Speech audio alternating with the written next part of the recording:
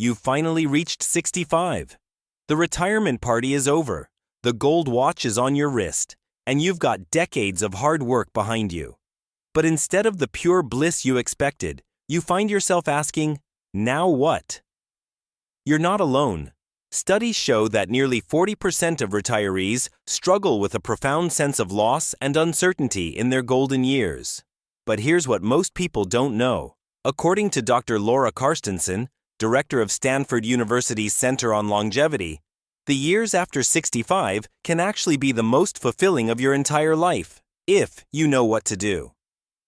Her groundbreaking research reveals that our later years offer unique psychological advantages that younger people simply don't have access to.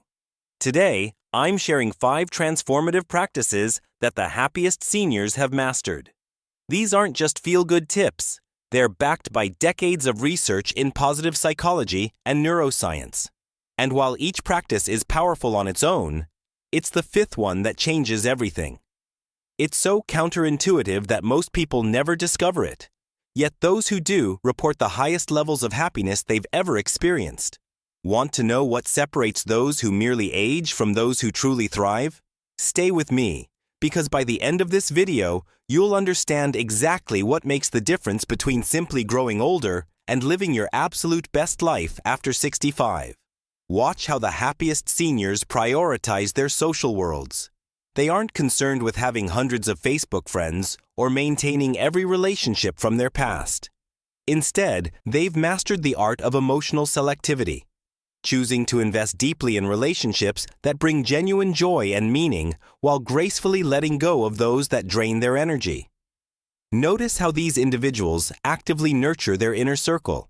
They schedule regular coffee dates with old friends, establish new traditions with grandchildren, or join community groups aligned with their interests. One perfect example is 72-year-old Margaret, who started a Sunday supper club with 5 other seniors in her neighborhood. What began as a practical way to share meals has evolved into a tight-knit support system where members help each other navigate health challenges, celebrate personal milestones, and simply enjoy each other's company. The psychological impact of these connections cannot be overstated. According to research from the Harvard Study of Adult Development, the longest-running study on happiness, quality relationships are the single strongest predictor of well-being in older adults. These connections trigger the release of oxytocin, reducing stress hormones and strengthening immune function. Be aware of the warning signs that your social network needs attention. Feeling that no one would notice if you disappeared for a week, having conversations that remain perpetually surface level, or realizing days have passed without meaningful human contact. These signals indicate it's time to actively cultivate your relationship garden. The science is clear. We are neurologically wired for connection. As Dr. Robert Waldinger, director of the Harvard study, explains, loneliness kills. It's as powerful as smoking or alcoholism. The most fulfilled seniors understand that relationships aren't just nice to have. They're essential for cognitive health and emotional resilience as we age. The happiest 65-plus individuals refuse to view retirement as the end of purpose. They see it as the beginning of a new chapter where they can finally pursue what truly matters to them. Notice how they wake up each morning with a sense of anticipation rather than obligation. They've discovered that meaningful engagement isn't just enjoyable, it's literally life-extending. Watch closely and you'll see these seniors aren't idle. They've found ways to contribute that leverage their lifetime of skills and wisdom. Take 68-year-old Richard, who retired after 40 years as an accountant. Instead of filling his days with golf, he now volunteers preparing tax returns for low-income seniors and teaches financial literacy at a community center. I feel more valuable now than I did in my career, he admits. I'm using the same skills, but now I see the direct impact on people's lives. The psychological mechanism at work here is profound. Studies from the Rush Alzheimer's Disease Center show that having purpose reduces the risk of cognitive decline by nearly 30%. When we engage in activities we find meaningful, our brains release dopamine and serotonin, neurotransmitters that not only make us feel good but protect neural connections. Be alert to the warning signs of purpose deficit. Increasing television time, struggling to answer when someone asks what you've been up to, or the feeling that days blur together without distinction. These are signals that it's time to reconnect with what matters deeply to you. Dr. Patricia Boyle's research demonstrates that seniors with high purpose scores were 2.4 times less likely to develop Alzheimer's disease. But the benefits extend beyond brain health. They report significantly higher life satisfaction and fewer depressive symptoms. The most resilient seniors understand that purpose isn't found in grand gestures, but in regular activities that connect them to something larger than themselves. Look for what energizes you rather than depletes you.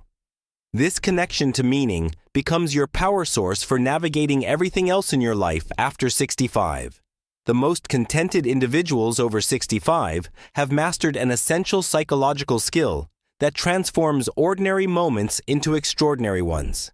They've developed what researchers call a positivity bias, the tendency to notice and remember positive experiences more readily than negative ones. This isn't about wearing rose-colored glasses. It's about intentionally cultivating awareness of what's good in their lives. Notice how these seniors don't wait for special occasions to experience appreciation. They've built daily rituals that highlight small pleasures. The morning coffee savored in silence, the unexpected call from a grandchild, or the vibrant colors of a garden they've tended. Consider 70-year-old Eleanor, who began keeping a 3 good things journal after her husband's passing. At first I had to strain to find anything positive, she shares. Now my problem is limiting myself to just 3 entries. My awareness has completely shifted. The neurological impact of this practice is remarkable. Dr. Robert Emmons's research shows that regular gratitude practice actually rewires aging brains, strengthening neural pathways associated with positive emotions while weakening those linked to negative rumination. This shift doesn't just feel good, it measurably improves sleep quality, reduces inflammation, and enhances immune function. Watch for warning signs that negativity bias is taking hold. Finding yourself complaining about the same things repeatedly, noticing problems before pleasures, or feeling that good moments are fleeting while difficulties are permanent. These patterns indicate it's time to actively cultivate your gratitude practice. The psychological mechanism is fascinating. What neuroscientists call experience-dependent neuroplasticity. Each time we deliberately focus on positive experiences, we're literally sculpting our brain to become more receptive to positivity. As Dr. Rick Hansen explains, the mind is like Velcro for negative experiences and Teflon for positive ones, unless we consciously intervene. The happiest seniors have learned to reverse this natural tendency, creating a self-reinforcing cycle of appreciation that multiplies their joy. The most vibrant seniors understand something that science has now confirmed. Physical movement isn't just about maintaining muscle mass. It's essential brain medicine. Watch how these individuals incorporate movement into their daily rhythms, not as a chore, but as a cherished ritual that energizes their entire day. They've discovered that vitality, after 65, isn't about intense workouts, but about consistent, enjoyable activity. Notice how they choose movement that brings genuine pleasure. They don't force themselves onto treadmills or into exercise classes they dread. Instead, they find activities that connect them to joy. Whether it's morning Tai Chi in the park, ballroom dancing twice a week, or tending a garden that requires regular bending and stretching. Take 74-year-old James, who rediscovered his love for swimming after knee problems ended his running routine. In the water, I feel weightless and capable again, he says.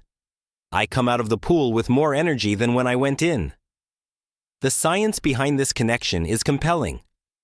Research from the University of British Columbia shows that regular aerobic exercise actually increases hippocampal volume, the brain region vital for memory formation that typically shrinks with age. Movement triggers the release of brain-derived neurotrophic factor, BDNF, often called Miracle-Grow for brain cells, which stimulates the growth of new neural connections. Be alert to the warning signs of a sedentary mindset. finding more reasons not to move than to be active, noticing increasing stiffness upon waking, or reducing your activity radius to just your home. These signals indicate it's time to reconnect with the joy of an active body. Dr. Wendy Suzuki, neuroscientist and author, explains that exercise is the most transformative thing you can do for your brain today. Her research demonstrates that even a single bout of movement improves focus, reduces anxiety, and enhances mood for hours afterward. The happiest seniors recognize that motion isn't just about extending lifespan. It's about expanding the quality of each day through the natural pharmacy of neurochemicals that movement unlocks. The most fulfilled individuals over 65 share a striking characteristic. They've refused to let their curiosity diminish with age. Watch how these vibrant seniors approach each day with the mindset of a student rather than an expert. They've discovered that continuous learning doesn't just add interest to their days. It actually fortifies their brains against cognitive decline. Notice how these individuals deliberately seek new challenges. They don't just stick with familiar hobbies or skills they've already mastered. Instead, they regularly venture into unfamiliar territory. Whether it's 68-year-old Diane, who enrolled in digital photography classes after decades of film photography, or 77-year-old Robert, who decided to learn Spanish ahead of a long-planned trip to Mexico. The struggle to learn something new wakes up my brain, Robert explains. I feel more alert and engaged with everything else in my life when I'm challenging myself. The neuroscience behind this phenomenon is remarkable. Learning novel skills creates what scientists call cognitive reserve, additional neural pathways that provide alternate routes when age-related changes affect primary neural networks. Dr. Denise Park's research at the University of Texas demonstrates that seniors who spent just 15 hours weekly learning complex new skills showed memory improvement equivalent to those 10 years younger. Watch for warning signs of a fixed mindset, dismissing new technologies as not for people my age, avoiding activities where you might not excel immediately, or using phrases like, "I'm too old to learn that." These signals indicate your brain is missing out on vital stimulation it needs to thrive. The psychological mechanism at work is the growth mindset identified by Stanford psychologist Carol Dweck. Seniors who believe their abilities can be developed through dedication and hard work, rather than being fixed traits, show greater resilience, take on more challenges, and report higher life satisfaction. This mindset creates a virtuous cycle. Learning something new builds confidence, which encourages trying more new things, which strengthens cognitive function, making further learning easier. The happiest seniors understand that embracing the identity of a lifelong student doesn't diminish their wisdom. It enhances it, keeping their minds as vital as their younger selves, while adding the perspective that only decades of experience can provide. As we've explored these 5 transformative practices, you've likely noticed they form a powerful interconnected system for thriving after 65. The relationship revolution connects you to others. Purposeful activities give your days meaning. Gratitude enhances your daily experience. Physical movement energizes your body and brain. And continuous learning keeps your mind sharp and engaged. But here's what ties everything together. These aren't just good ideas. They're a blueprint for neurological vitality. Each practice actively strengthens your brain's ability to adapt and find joy regardless of circumstances. The happiest seniors aren't necessarily those with perfect health or abundant wealth. They're the ones who've built these 5 practices into their daily lives. Your action plan is simple but powerful. Start with just one practice this week. Perhaps begin a daily gratitude journal. Schedule a walking date with a friend. Or sign up for that class you've been considering. Notice how even small changes in your routine can shift your experience of each day. If you found value in these insights, hit the subscribe button to join our community focused on thriving in life's second half. In our next video, I'll share the surprisingly simple morning routine that the world's healthiest 80-plus-year-olds have in common. Routines that take less than 15 minutes, but set the stage for extraordinary days. Remember, the quality of your life after 65 isn't determined by your circumstances, but by the daily practices you embrace. Which of these 5 keys will you start with? The power to create your happiest years yet is entirely in your hands. Thanks for joining me on this journey to discover the secrets of happiness after 65. If these insights resonated with you, don't keep them to yourself. Hit that subscribe button and become part of our community dedicated to making our later years truly golden. Did you recognize yourself in any of these practices? Or maybe you know someone who embodies them. Share your thoughts in the comments below. I read every single one. And remember, next week I'll reveal the morning routine that the world's healthiest 80-plus-year-olds swear by. Trust me, you won't want to miss it. Subscribe now, hit the notification bell, and I'll see you in the next video.